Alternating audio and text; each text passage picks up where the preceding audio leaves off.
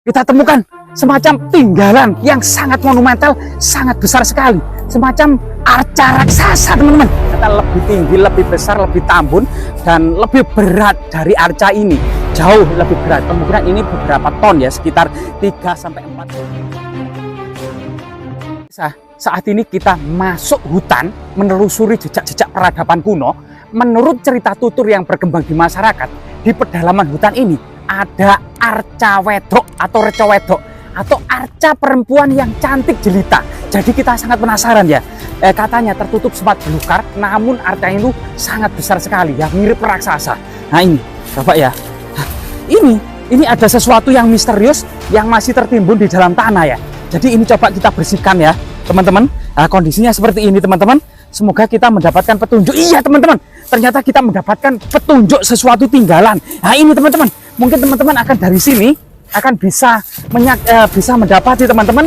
Yang pertama, jadi yang pertama di semak belukar ini ya, kita kita menemukan balok batu candi. Jadi di sini ini ada balok batu candi berbentuk kotak ya, kotak ya. Nah ini berbentuk, dibantu kameramen ya. Nah ini berbentuk kotak, teman-teman.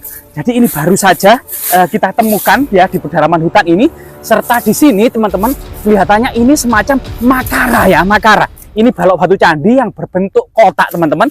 Dan di sini ada semacam pahatan yang tertutup semak belukar. Coba teman-teman kita buka ya, teman-teman. Nah di sini, di sini ternyata di sini adalah pipi, jejak pahatan ya. Di sini ujungnya melengkung pipis. Lah, namun di sini ini melebar. Ke arah sini ini melebar. Dan ini sangat baru saja ditemukan ya. Belum ada yang mempublikasikan sama sekali di pedalaman hutan ini. Entah bentuknya seperti apa ini ya. Nah, ini bentuknya sangat misterius sekali. Kemungkinan ini makara ya. Atau makara ya. Kemungkinan ini apa ya? Nah, bentuknya sangat misterius, teman-teman. Kelihatannya kemungkinan ini adalah makara. Namun, di mana kita bisa menjelaskan kalau ini makara ya? Iya. Atau mungkin arca ini ya? Iya, ini masih belum, iya. Kemungkinan arca unfinished ya? Atau apa ini ya? Nah, kayak bawah balok batu candi. Yang ini sulit ini, bentuknya seperti apa ya? Baru saja kita temukan. Coba kita telusuri dan kita cari di yang lainnya ya, teman-teman ya. Nah, ini kemungkinan masih ada dan masih apa itu? Kayak ular, teman-teman. Ini. Nah, ini. Iya, kayak ular, teman-teman. Iya, kayak ular putih ya. Karena memang seperti ini kondisinya ya, sangat rimbun sekali dan kita harus kemudian berasak-berasak. Dan di sini kita ketemukan objek tersebut, artinya di lokasi ini kemungkinan ada tinggalan yang lainnya ya. Nah ini kita temukan semacam makara kemungkinan ya, atau mungkin kepala ya, kepala arca raksasa ya. Ini ada balok-balok batu candi. Ini memang belum tergali atau belum terangkat atau belum kemudian dibersihkan sehingga tahu bentuk dan rupanya seperti apa bagian yang terpendam di dalam tanah gitu ya. Nah ini masih belum terpendam. Ayo coba kita cari yang tempat yang lainnya, teman-teman. Jadi kita coba memasuki kawasan hutan ini gitu ya. Dan kita harus hati-hati. Kalau bisa itu membawa tongkat ya, teman-teman.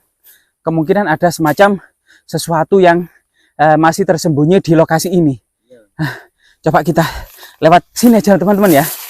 Nah ini. Jadi menurut cerita tutur yang berkembang di sini ada arca raksasa gitu ya, arca wedok namanya atau arca perempuan ya, yang katanya cantik jelita. Di mana ya arca tersebut ya? Coba kita cari di semak-semak belukar lah. Ini ada batu lagi, teman-teman. Lah ini, teman-teman. Loh, ternyata di sini kemungkinan banyak sekali. Aduh, tinggalan-tinggalan yang ada di sini, teman-teman. Tadi tidak membawa ini jadi terlihat sekali ini, teman-teman ya. Nah, ini ada semacam apa namanya? Pahatan. Nah, ini pahatan ya. Nah, pahatan. Kemungkinan juga ini adalah tinggalan-tinggalan leluhur yang tercecer di mana-mana ini ya. Lah ini juga ada batu besar ya. Nah, yang mungkin juga tinggalan-tinggalan leluhur tersebut yang masih tersembunyi di dalam semak-semak belukar ya. Lah ini ada garis-garis tersebut. Nah, ini kemungkinan juga tinggalan-tinggalan leluhur ya.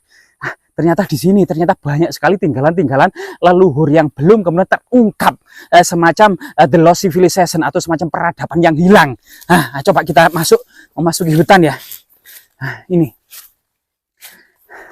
Jadi sekarang ini kita berada di Bukit Butak yang dahulu pada masa kolonial Belanda pernah ditemukan semacam 13 lempengan tembaga prasasti Kudadu tahun 1294 yang mengungkap asal-usul Raden Wijaya atau Dia Wijaya Sang Rama Wijaya pendiri kerajaan Majapahit beserta 4 istrinya beserta Yuwaraja atau Sang Pangeran yaitu Jayanegara, kemudian nama-nama istrinya ya, termasuk kemudian tujuan dari penetapan prasasti Kudadu yaitu menjamin seluruh warga Kudadu dibebaskan dari segala pajak dan pungutan karena dahulu sebelum berdiri Majapahit telah membantu raja bersembunyi atas kejaran pasukan Jayakatwang ya dari gelang-gelang. Nah, ini sangat luar biasa sekali, artinya masyarakat dan penduduk Kudadu berjasa kepada raja, telah menjunjung raja termasuk mengantarkan 12 kesatria Singosari ini menuju Sumenep untuk minta bantuan Arya Wiraraja atau Arya Adikara.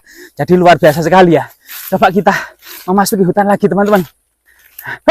Itu teman-teman, kita temukan semacam tinggalan yang sangat monumental, sangat besar sekali, semacam arca raksasa teman-teman. Tapi besar, coba ayo besar teman, coba. Aduh. Oh banyak duri teman-teman.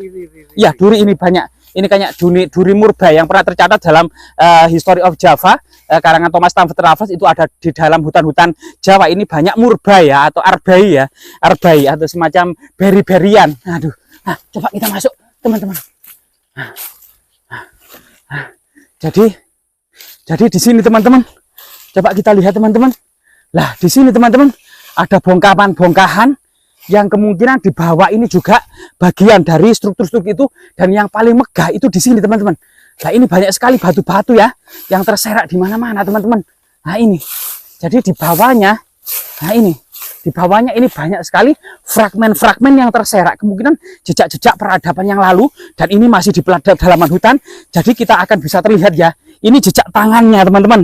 Ini adalah gelang tangan bagian atas atau gelang bahu, ada gelang, ini adalah tali kasta upawita, atau masyarakat mengenalnya sebagai ikat pinggang atau kendit ya, ikat pinggang pada masa lalu atau kendit, sehingga kemudian adanya ikat pinggang kendit pada masa lalu ini dianggap sebagai kemudian arca wedok atau arca perempuan. Ada 2 kendit di sini namun tertutup semak belukar atau lumut ya.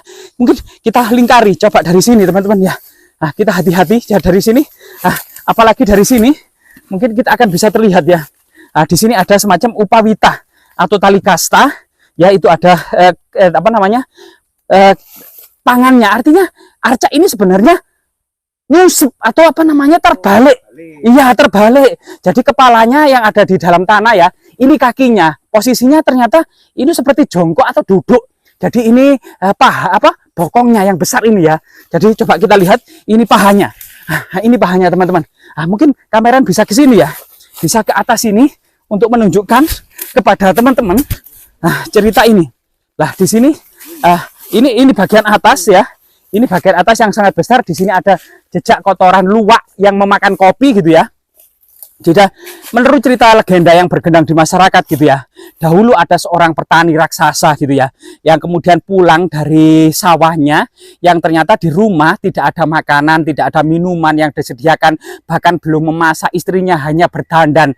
Kemudian istri berdandan di depan cermin, tersebut cerminnya itu dilempar oleh sang suami menjadi watu koco atau batu cermin.